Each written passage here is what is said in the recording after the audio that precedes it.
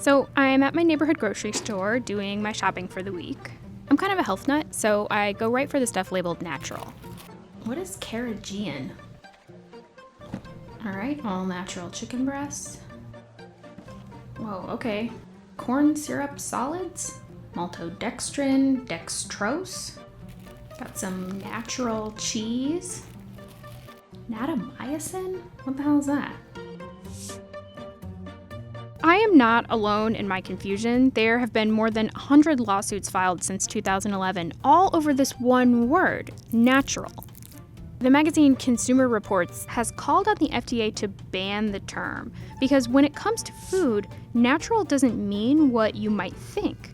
In one survey, 60% of Americans thought natural products were free from chemicals, artificial ingredients, and pesticides, but that is not the case at all. At least not according to the two government agencies who regulate our food supply.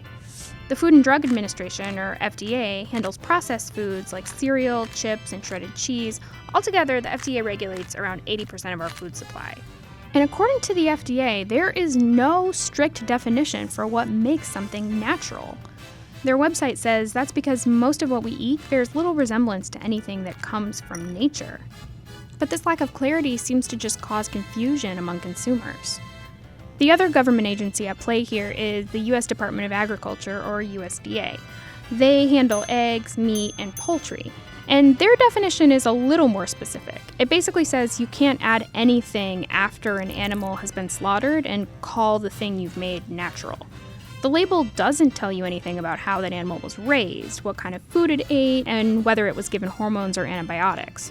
For eggs, the term is completely meaningless. The fact that most of us don't know what the natural label means and what it doesn't, this ignorance translates to big bucks for food companies. Here's why.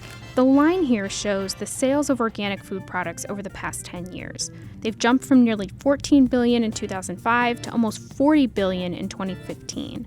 If companies want to call something organic, regulators have to check and make sure that that thing is mostly free from synthetic pesticides, chemical fertilizers, and GMOs. It's an expensive and time-consuming process. So they use the word natural to try to tap into a growing market without the hassle and expense of actually going organic.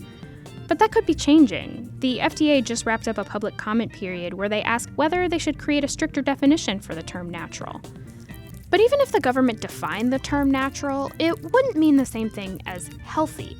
Lawsuits have argued that genetically modified crops can't be called natural, but plenty of evidence shows they're safe to eat.